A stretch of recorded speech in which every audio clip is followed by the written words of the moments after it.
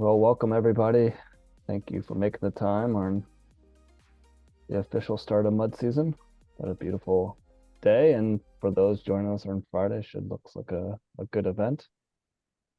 We'll get started here. We got a very exciting panel as we usually do, and I think this is a really timely topic given where we are in the annual cycle. Before we get started, as we always do, I'd like to respectfully acknowledge the Wabanaki, the people of the Dawnland, who are the original stewards of the forest we discussed today. The University of Maine is located on Marsh Island in the homeland of the Penobscot Nation, where issues of water and territorial rights and encroachment upon sacred sites are ongoing. The University's Center for Research on Sustainable Forests supports forest research and education in the homelands of the Penobscot Nation and other Wabanaki tribal nations. We strongly support the inclusion of the indigenous science and values in forest stewardship, management, and research. And I'll state in the next 24 hours, hopefully the Northeastern States Research Cooperative will launch our third Indigenous Forest Knowledge Fund, which is up to $1.6 million in funding to support Indigenous science efforts. So I'd really encourage people to take a look at that RFP and consider applying for that funding. But today's topic is very timely, as I mentioned, focused on kind of the invasives and the things that are not so good with coming climate change. Obviously, we've seen a lot of shifts in the last few weeks and over the years. And we really wanted to highlight the coastal forest, which has shown vulnerability to these invasives. So an exciting panel on Friday. You can join us at the Great Pond Mountain Reserve, just east of Bucksport. But for today, I just want to acknowledge Logan Johnson of Main Tree and Amanda Mahaffey of the Forest Stewardship Guild, who helped co-organize this, along with Meg Ferguson of the Center for Research on Sustainable Forest. This is our third webinar series, so we're getting down to the end. So hopefully folks can join us in May. But for today, I wanted to directly turn it over to our co-host, Amanda, who will introduce our speakers and get started. Meg, if you want to launch a poll, we'll get rolling. So thanks, everybody. Awesome. All right. So everyone, hopefully you see a little poll in front of you, and panelists don't complete the poll. Don't hit the end poll button. So we are going to give folks a moment to complete this poll. This will give us a sense of where all of you are coming from. We're asking, where are you from? What background brings you to this meeting? If you've wondering if you've attended a previous FCCI webinar or field tour before. Give folks a moment, and then I will count down. All right, ending the poll in 5, 4, 3, 2, 1. All right, Meg. And sharing results. All right, so everyone can see, for all of the folks that are in the room with us today, more than half are from Maine, a bunch are from New England, and there are a few from other regions. So thanks everybody for joining us.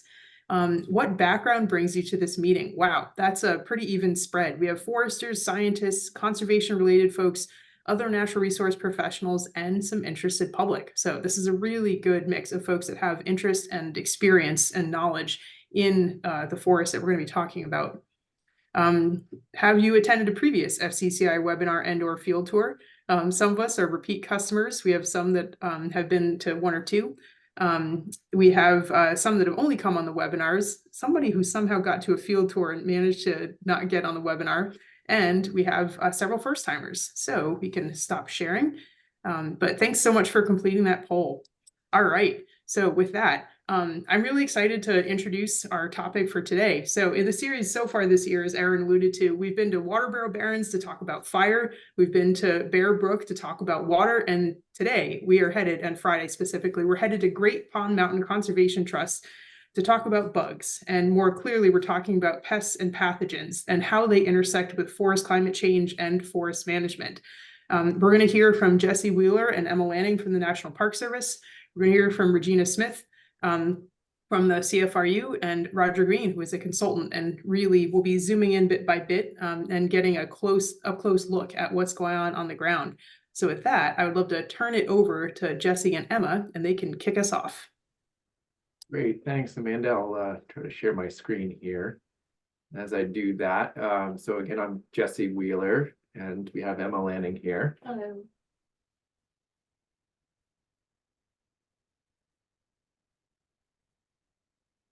You say that all right there, Amanda? Looks perfect. Okay.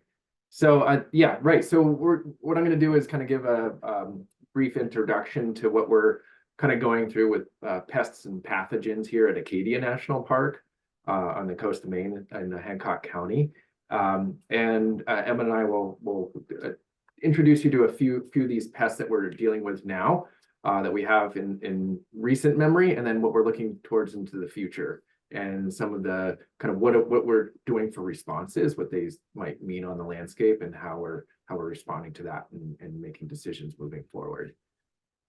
So I thought just to familiarize folks with our organization, our agency, the National Park Service, our public lands, where we've been a national park since 1916. And so we've got, a little over a century of public lands and managing for natural and cultural resources, essentially indefinitely. That's part of our mission here. And I want to kind of put in perspective, right, sort of where we've been at, maybe perhaps over the last century in practices for management on the forest landscape, and where we're at today and into the future, and how that's really kind of a shifting thing. And so I attached a quote here. It doesn't really matter where it's from, an internal document with the National Park Service, but essentially where maybe perhaps we were set up as an agency to kind of be, managing for these vignettes of a historical landscape, let's say, that's kind of across nationally.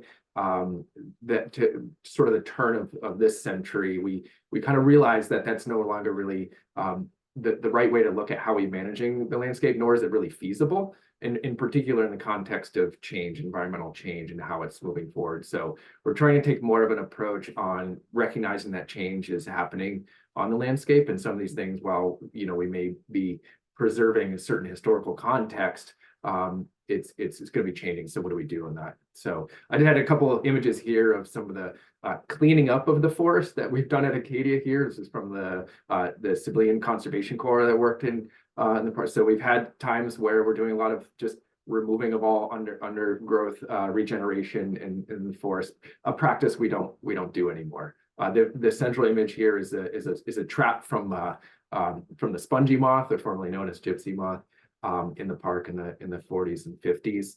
And then an image on the right, more contemporary, with some red pine scale. So jumping right into one kind of case study of a pest that came in about a decade ago that was observed here in Acadia National Park in Mount Desert Island community, was the first detection in the state of Maine of red pine scale, an invasive insect that attacked our native red pine trees. And so this is something where we were not looking out for. So right, what are we looking on the landscape and kind of on the horizon as it comes in? And we initially confirmed it with the help of the Maine Forest Service entomologists. We recognized that it was widespread. There was probably little we could do in terms of preventing or slowing this spread, really, at least within this community. And we were seeing red pines dying within a few years.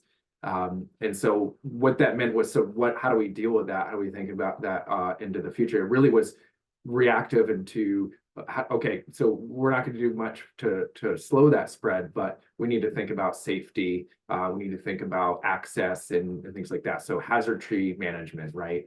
As well as education. And so I hope hopefully this will be a theme throughout. We get a lot of visitation. There's, the broader community around here of people, I think, is pretty widespread and engaged. And so I think part of our role that we try to help with others is communicating out to a wide range of stakeholders and groups, kind of what we're seeing in the landscape and what people can do about it. So we turn to education internally, so you can kind of see here, sort of what are the best practices for not spreading this like off island or like other places. So what can you do? So working with entomologists to help us to come up with these best management practices, right? And you can kind of see in the images there, just sort of over 5 years, really it was less than that, how the symptomatic red pines of kind of the red needles turned to just dead red pines here in the side of Northern Mega Mountain, taken from Sun Sound, within the scope of a few years. And so also into scope, right, sort of red pine are not a very common tree on this forested landscape. We don't have really any plantations. Some red pine stands came in after a fire in 1947, but really it was pretty low. So it wasn't as high of a importance or priority to do a lot there because it wasn't large stands of red pines affected. Just to touch on beech. We'll talk about this later on and certainly on Friday, but just to get everyone aware where we're at for beech leaf disease, that's added on to beech bark disease, of course. We here at the park are host of a long-term monitoring plot that the U.S. Forest Service established in 2021, one for Hancock County here. I believe they have one set up for almost all of the 16 counties in the state and others. It was not detected at that point. Then in 2022, beech leaf disease was detected in a couple of locations, while not at that monitoring site. And then just last year, it, like probably elsewhere in Hancock County in this region, it spread to many more locations within the park. But kind of quiet in terms of like how we're doing the kind of awareness building and education out. So I suspect as we move forward to more more symptomatic canopy and more defoliation, we'll probably hear more from the general public. And so we got to think of what are we communicating, what we're doing for next steps. So hemlock woolly adelgid was first detected in the park also in 2022 in July, and also near Jordan Pond, actually just south of Jordan Pond, right on the park boundary, with a little long pond area that's managed by the Land and Garden Preserve. And so far, our approach has been to identify first, just where are the areas of eastern hemlock in the park, and outside of known stands, using a vegetation cover map that requires a bit of ground truthing, but we do hope to have remote sensing data very soon that will give us a better idea of forest composition and also forest health, which will help us manage other forest pests as well. So in these areas of hemlock, we've been monitoring for hemlock woolly adelgid, looking at lower limbs, but also taking advantage of fallen trees and fallen branches to get a better idea of what's going on in the canopy. And we have found hemlock woolly adelgid in other areas of the park, mostly on the east side of MDI, though I need to update my map, unfortunately, as of Monday, because we found it on the west side of the island just this past week as well. So when we're working in these areas, mapping hemlock and also mapping hemlock woolly adelgid, when HWA is not mobile, we're also able to prune back branches of hemlock along trails and roads to hopefully reduce the likelihood that visitors or vehicles will come into contact with it and spread it to other areas of the park. So we do have to be mindful of how and when we work in these areas. And since we're now into March and hemlock woolly adelgid will be mobile in the next couple of weeks, this is around the time when we'll share information with other park staff who might be doing tree work in these areas or other work in these areas. And I believe the poster that Jesse made that's on the slide here was shared with the group just about best practices for working in those areas. And we've also been ramping up our public outreach. So in and around some of these known infestations, we've added signs along trails, just alerting visitors to its presence, reminding them to stay on trails and leash pets, but also providing more information. So the QR codes go to updated information on our website that's also been shared on social media, and that encourage people to report sightings to us directly or using iNaturalist. And we have gotten just personally some good questions from visitors and public facing staff about best practices for hikers as well and how to clean gear. So I think it's something people are becoming more conscious of. And then as we're in kind of the early stage of infestation where the affected trees are still healthy and we're kind of trying to decide our management plan for the future, we're working with partners like the Land and Garden Preserve, who I mentioned earlier, who have actually already done some biocontrol release in nearby areas, Somes Minell Wildlife Sanctuary as well, and then of course the Maine Forest Service. So we have some good partners to help us, consider our options for biological and chemical control and develop our plan that way. And as we're developing our plan, thinking about, we're also thinking about prioritizing areas for management. So considering hemlocks as natural resources, but also thinking about like that historical landscape and hemlocks as cultural resources, part of the character of the park. So brown-tailed moth is one you might be too familiar with if you've ever come into contact with the toxic hairs from the caterpillar. It's been in outbreak status in Maine since 2015, and so we've been managing it in Acadia for several years, focusing on winter web removal. And this is one where there is damage to the host tree from caterpillars feeding on leaves. So it is a forest health concern to some extent, but we're really focusing our management strategy on the human health aspect. And so we prioritize removing winter webs at areas in the park where people spend a lot of time. So that could be visitor centers, picnic areas, campgrounds, and park housing. And yeah, so we communicate to park staff during the time when the risk of exposure is happening, or most like is highest. So thinking about, the data collection that we do while we're removing brown-tailed moths, that helps us identify kind of these hotspots or the scary looking areas on the map where we might want to advise park staff to take extra precautions. In terms of our public outreach, the park has issued press releases in the past. I think it's an issue that's in the news a lot on its own. And so a lot of what that looks like is just making sure that the public facing staff in the park have the right resources and information to respond to visitor questions and concerns. Yeah. And then emerald ash borer is one of the forest pests that's not here yet, but it's definitely nearby in areas of coastal Maine. So we're really prioritizing early detection. We participate in annual monitoring with the Maine Forest Service every year. So we both girdle trees and hang purple traps with signage in areas that visitors are likely to see them. So that might be visitor centers, but also places like picnic areas and campgrounds where people might be burning firewood. And so a pest like emerald ash borer is one that we're expecting is just going to become part of our forest landscape here, and kind of makes us think more about what our future forest or climate future might look like.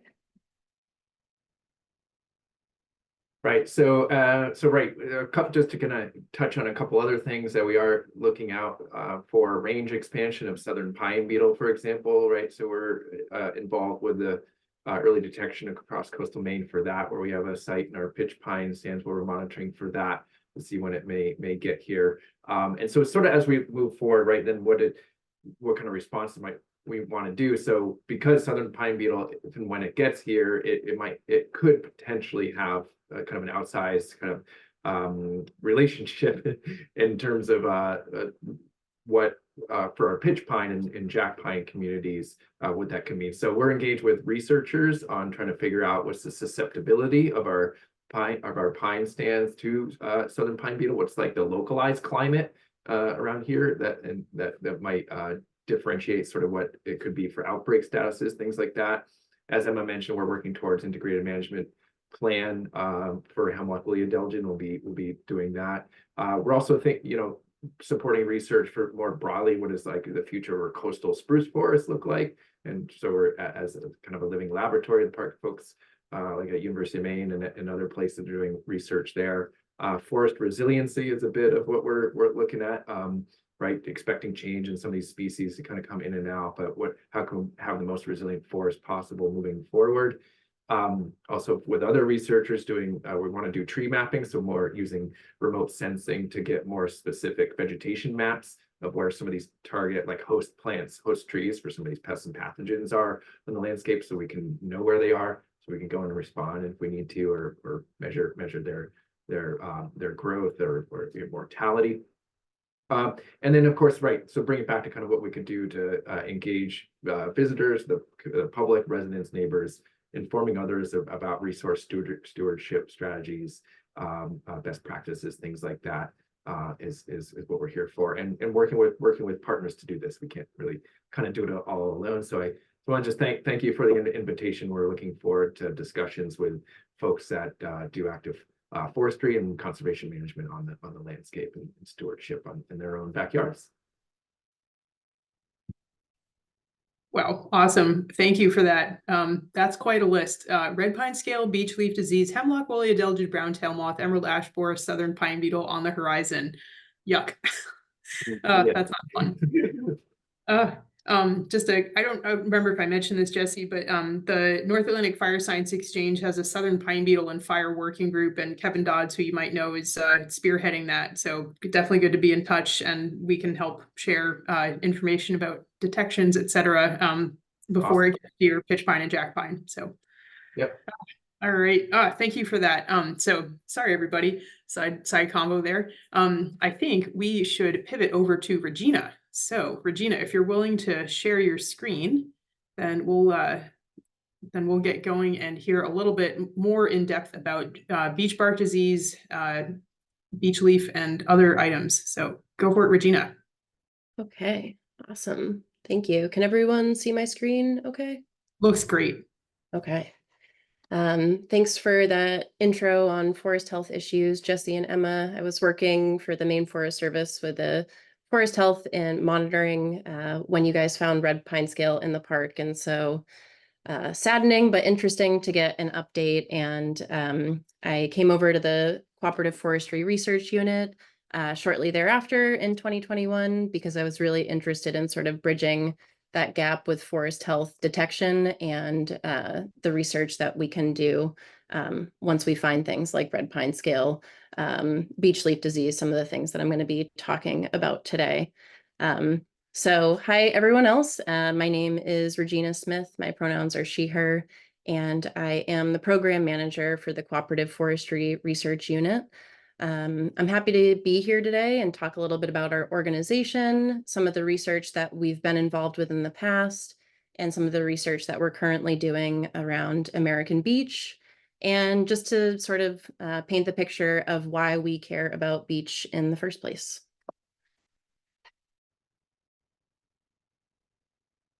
So I just wanted to touch on what and who the CFRU is. So we are a member-driven forest research co-op housed at the University of Maine.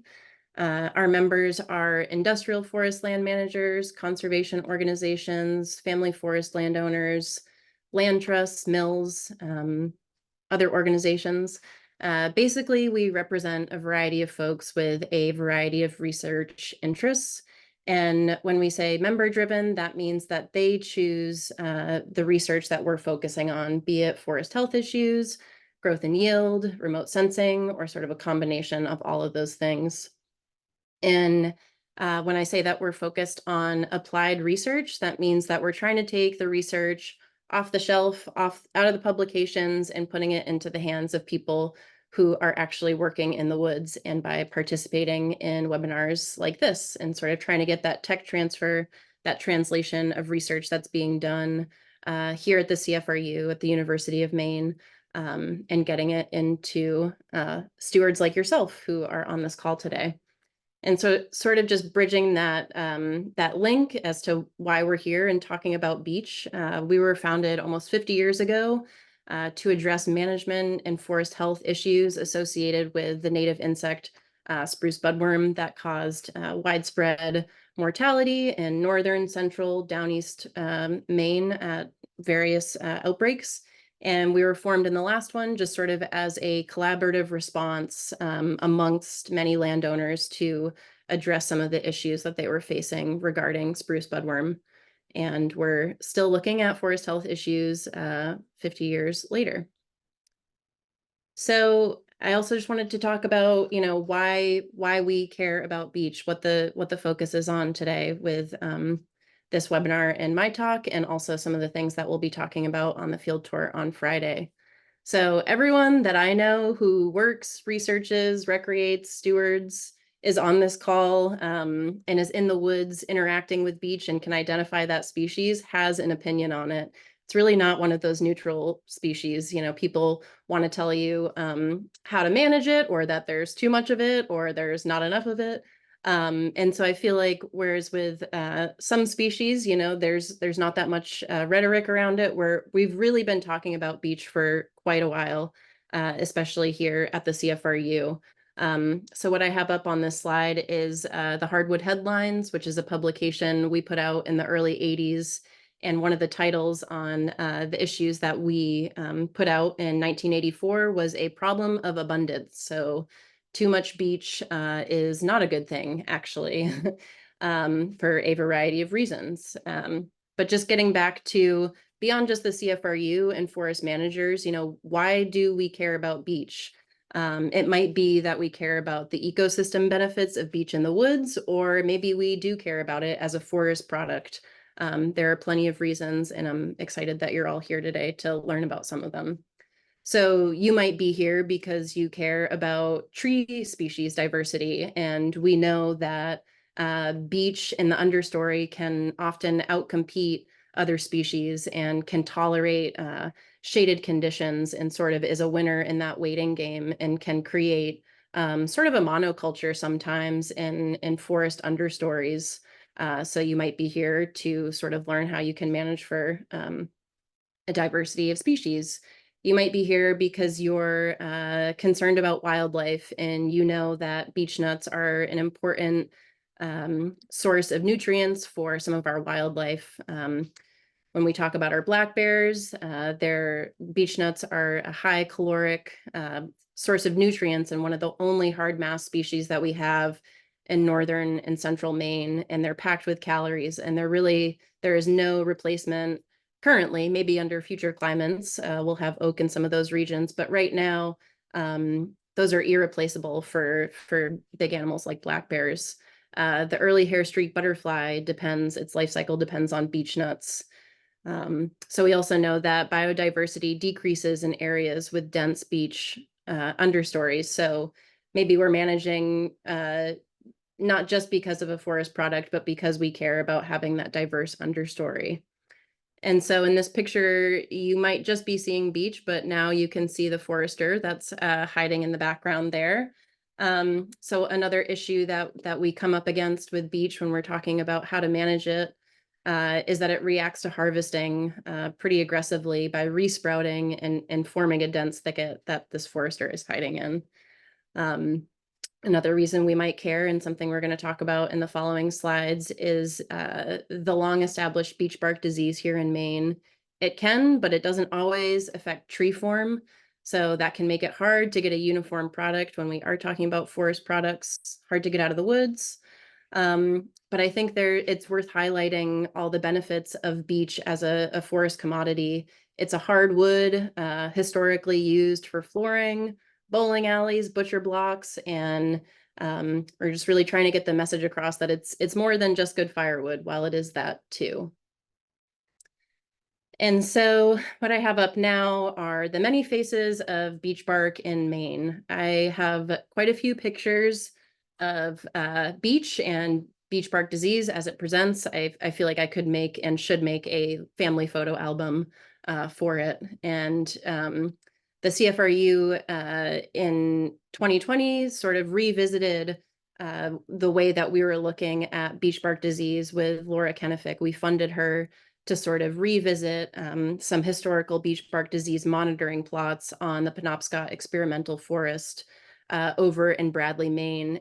And part of the reason that we started talking about that was because we would get asked, you know, what's growing acceptable stock when we're talking with forest practitioners. So it used to be that it was really black and white. Either your tree was resistant and it didn't have any symptomatic cankers or lesions like you're seeing in these pictures, or it was sort of like riddled with these areas and pockets of rot. And so at one point it was really one or the other. And what we know now is that beech actually has a gradient of tolerance to beech bark disease. So it's not as simple as true resistance or true susceptibility. So just for a little background on beech bark disease, it was established in Maine sometime in the 1930s after the scale was brought over from Europe. And beech bark disease is caused by the combination effects of the beech scale insect and then a fungi that moves in after the initial wound from that scale insect. So 100 years later, much of what we know about the disease cycle and how it works is pretty well understood. But part of Laura's project, part of the CFRU's work in this was revisiting our understanding of how beech presents when it's infected by beech bark disease.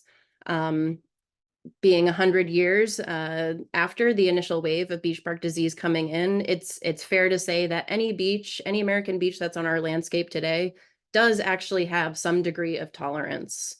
But some of the terms that we're using now and that Laura has worked to define and are in some of these pictures that I'll point out. The first one I wanted to talk about is the delimited canker. So it's this second photo in. And what that means, you can see these sort of buttons that the tree has formed, and that means that the tree has successfully formed a wound paraderm, sort of a Band-Aid, to prevent that infection from reaching the vascular cambium. So as the tree grows, this tree might look like this 50 years later. And the bark sort of thickens into this cornflake tolerant bark. One thing that's sort of difficult as we move through this research with beech bark disease is trees can exhibit one or more of these cankers all at the same time. So it really is hard to say whether a tree is experiencing a delimited canker, just a delimited canker, or something like a calloused canker, like we're seeing in this picture all the way to the right, where this tree it's still tolerant to beech bark disease, and it's pretty successfully walled off that infection. But as you can see, these wounds look a little bit different than these simple buttons. And then these two on the bottom, you might be seeing beech on your landscape that, you can look straight through those cankers into the wood. And this is what we would call a beech that is susceptible to beech bark disease. And, while all of these trees might eventually experience mortality, this beech might experience it a little bit quicker than its counterparts on the top. And then this last picture right here is something that we don't see all that often, and it's a beech that's been truly resistant to beech bark disease for some genetic reason. It's not susceptible whatsoever. But I would like to just point out that we're kind of trying to get away from, just resistant or susceptible and sort of really look at this gradient of tolerance. And so this is a delimited canker up close, and I just wanted to show folks what happens when you pop that canker off. And we can do this in the field on Friday. Maybe you have a beech at home that you can do this with, but what we know is the wood underneath is pretty sound. So the next research topic that I wanted to talk about regarding beech is another thing that we'll see on the field tour on Friday, and that is beech shearing and high stumping. And so we're following this on something called MASON, which stands for Maine Adaptive Silviculture Network. It's a long-term research network on CFRU member lands that allows landowners and researchers together to follow various prescriptions, managements, types of cuts over time to see what happens to a number of things. But one thing that we're really interested in is beech regeneration for some of those reasons that I talked about earlier. We might care about biodiversity, we might care about tree diversity. And so for a variety of reasons, we're trying new things now to help control beech in the understory. We're not trying to eradicate it by any means. In fact, we document trees that we see on our mason sites with high tolerance or true resistance, and we follow them through time. But we're also looking to implement beech shearing and high stumping on two of our newer mason sites as an alternative management technique for beech. So getting away from stem injections, getting away from herbicides, and trying something different. And so this involves, and Roger can talk about it a little bit more, but it involves cutting small diameter understory beech below the lowest live branch.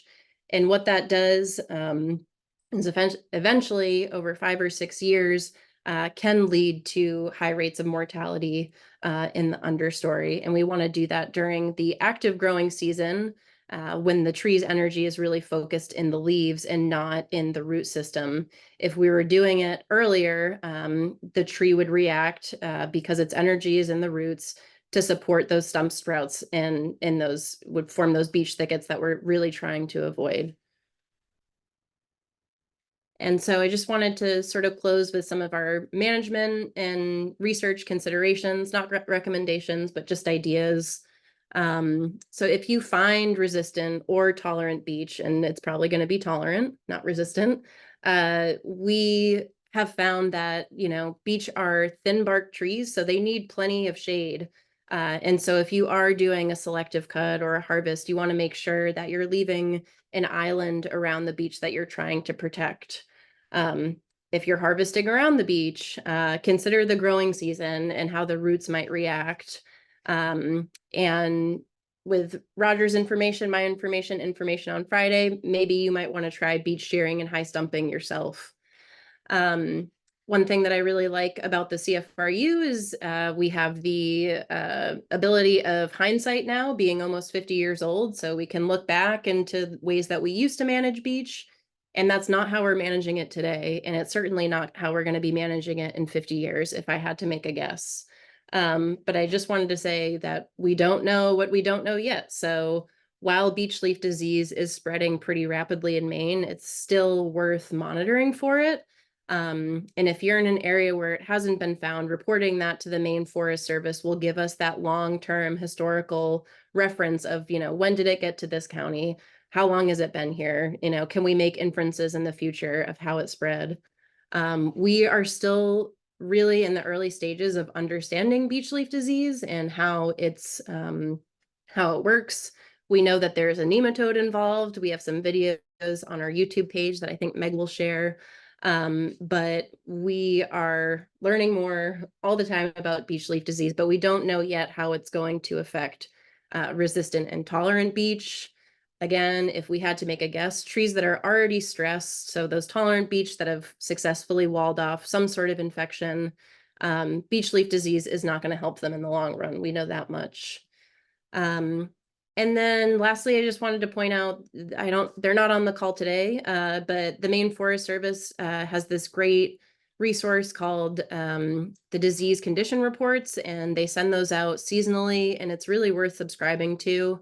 Right now we're talking about beech bark disease and beech leaf disease, but who knows, next year, the year after, there could be another beech pest on our doorstep, and they would be the folks who would be reporting it first. So if you haven't already subscribed, it's worth a email subscription. So that's all I have. Wow, thank you for that, Regina. That was the deepest dive into beech that I have seen in a little while, and I'm really looking forward to Friday. Okay, without further ado, I think we better turn it over to Roger. So Roger, actually, Meg is going to share her screen so that Roger can talk.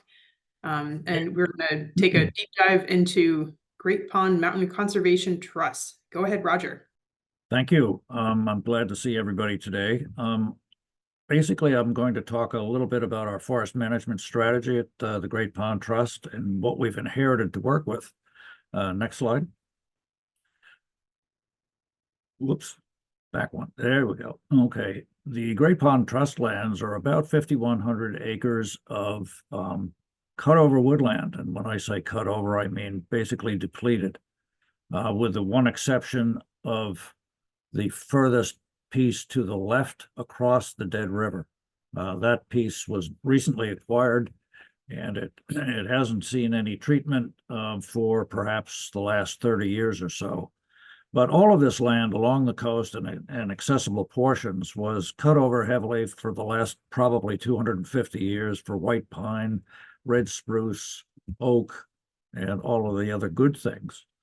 So with the most recent cutting, we're starting from a bit of a place far behind the starting blocks, if you're a track fan. Next slide. By the way, that red circle is where our tour is going to be held. It's going to be at the Dead River block, which is the west piece that you can see on this image here. And we'll be driving past the fish hatchery on a lumpy, bumpy dirt road to finally get to a tree farm sign on your left and the gate where we'll be assembling. These trust lands are largely hardwood occupied. And as you might imagine, we have a set of 3 age classes of beech that have come in to depleted stands in the understory that were probably there before the last heavy cuts. And we have anywhere from 60 to 80% beech as a constituent in most hardwood stands that we have. And you'll see some evidence of that when we go out. The mixed woodlands that we have are largely spruce, fir, and hemlock mixed in with hardwoods on the lower slopes. This is pretty hilly land, and it's probably part of some of what was left over from the glacier. But the red material here is stands of intolerant hardwoods like aspen and birch and pin cherry. Next slide. First, some forest facts about what we're dealing with here. Number one,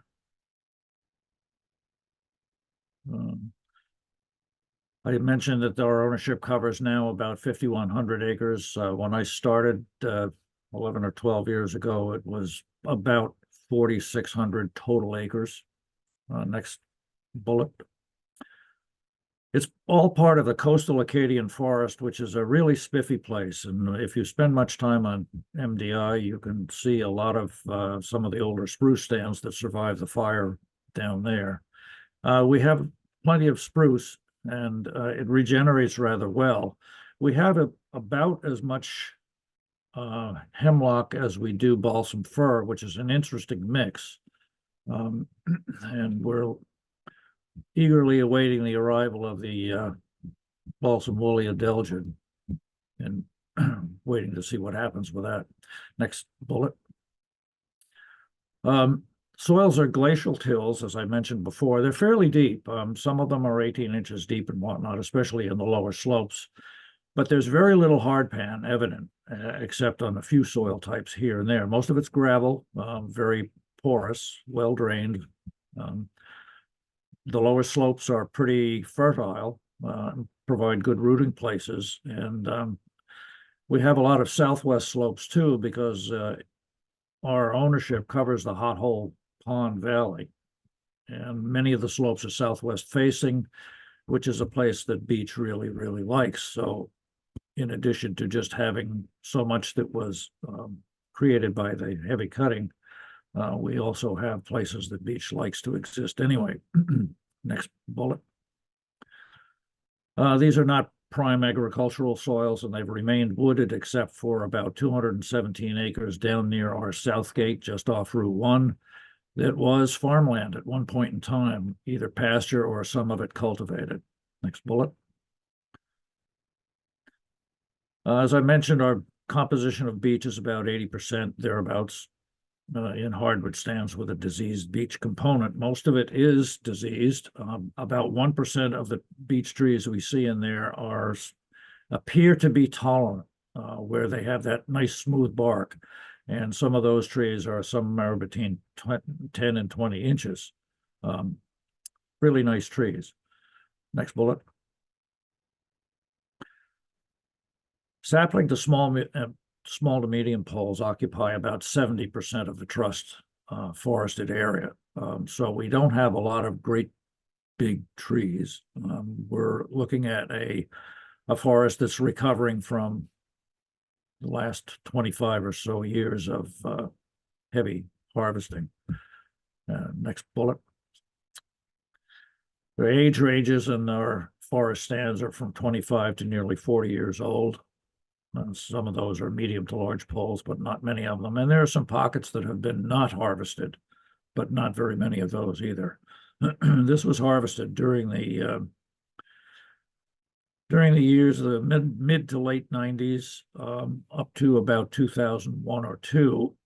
And that harvesting coincided with the ice storm of 98, And in the same areas that had been cut once, there was an effort to try and salvage any of the trees that were left that maintained any damage, and those trees are gone too now. So basically, this is just a new forest that's coming back with whatever was available. In that forest, species that we would favor, like red oak, sugar maple, yellow birch, white ash, white pine, red spruce, and cedar, are pretty well depleted. So there's not much of a seed source for those things, and creating a better mix of species is a little difficult. Next bullet, if there is one. The acceptable growing stock ranges from about 24% of the total number of trees or basal area to 28%, and it's not very good. We've made some inroads over the past 12 years. We've been able to thin around 1,700 acres, much of it in the hardwood stands, where we think that it's best to favor hardwood species that have a bit more value. The softwood stands that we have are not pure in any stretch of the imagination, and they're sort of a secondary thing, but if they're in the neighborhood, we sometimes treat adjacent stands. Okay, I think that's next slide. The mission goals of the Great Pond Trust are fairly simple. Number one is to enhance wildlife habitats and improve water quality, which we've been working at very actively over the past 5 years or so. We'd like to maintain the rural character of the area. There's a lot of farmland around there, and scenic beauty. We've got several overlooks that look out across the Hot Hole Valley, and on a clear day, you can see Katahdin from some of them. We'd like to provide a sustainable income from a healthy working forest too, and I think that this is going to be not something that happens very rapidly. The first question I was asked when they brought me on to help out with forestry work was, when are we going to see some income from the forest? And I said, well, maybe as early as 35 years from now, maybe a little bit longer, if you do something about what we have to begin with. If you don't, you can expect maybe a 70-year dry spell. Those people are still shocked. Next bullet. We also want to provide low-impact outdoor recreation and educational opportunities. We work with schools and other educational places to provide an outdoor workshop, so to speak, to teach people about forests, about working with forests, about managing them, and why management is important. And I think that's that. General forest management goals are fairly simple. We want to rehabilitate this young, poorly stocked, depleted forest and develop a healthy, productive forest of diverse habitats and valuable species. And what we're trying to do is build, by managing even-age stands that are developing, eventually get to a mixed species, mixed cohort, irregular structured forest of many ages. Next bullet. And we like to balance these structures so that we can have some sustainable conditions, sort of a continuous forest cover, so to speak. Okay, next slide. Oh yeah, I got that in before the bullet came up. What we're doing is basically focusing on changing lots of existing things. And when we talk about climate change and insects and diseases and everything else that threatens our forests, we're talking about resistance, resilience, and transition. And in the resistance vein, we're trying to limit and prevent the introduction of invasive species. We have an active process where we find, root out, kill, burn, or whatever we need to do to invasive stuff like Japanese knotweed, multiflora rose, autumn olive, and a bunch of other things. We'd also like to protect sensitive or at-risk communities and species. We have a forest ecologist that has been working with us for a number of years that's identified our different vegetative communities and those that are kind of rare and risky. So we do what we need to do to stay away from them and protect them as much as possible, I guess. We'd like to promote diverse age classes too in terms of resilience, and maintain and restore the diversity of the native tree species. I'd like to see some more of those good species that I mentioned before because they're longer lived, they're higher value, and they provide a better species mix. So we're going to be working actively on that, and even to the point of enhancing the species composition in some stands by enrichment plantings. We'd like to retain biological legacies, and there's something going on in the realm of beech bark disease that I've noticed over the years that may have something to do with this. I call it black bark disease or black beech. And I've noticed that some trees of reasonably large size have this, it looks like a sooty mold on the bark that goes up into the main structure of the canopy. And within this, there are some shallow pits that are made by the beech bark disease that have a lichen or some moss growing on them. But these, something, I guess, maybe about the tree in terms of its resistance or tolerance, or maybe there's something else going on, but there are some things that seem to retard the advance of the disease to the extent that it only penetrates about halfway through the bark and never reaches the cambium. So maybe this is something new. And I've talked with Bill Livingston about it. He's the pathologist for the forestry school. And he said he's noticed the same thing in Lincolnville. So this may be a coastal phenomenon that hopefully would provide us with a little bit of less depressing news about what all is after our forests. We'd like to retain some biological legacies, and by that I mean there are some fairly sparse evidence of basswood and some other species there, and where we find trees, we'd like to kind of retain as many as we can. I don't care what shape they're in. The same with those good species that I mentioned. When I find them, I leave them. I don't care if they're about to die, as long as they can stay there to provide some seed, would be better than none. We'd also like to enhance nutrient and soil quality. During the heavy cutting, there were a number of large machine trails that went up and down the slopes, causing lots of erosion. Soils have been washed away and silt going down through all the brooks into the Hot Hole Pond area. So we've been trying to enhance this basically by cutting. When we do some thinning, we're cutting the trees and we're leaving them on the ground to decompose and rot and help to prevent surface erosion. We also want to favor the native species that are expected to better adapt to future conditions. And we're looking at probably some of the first withdrawals due to rising temperatures may be balsam fir and white birch.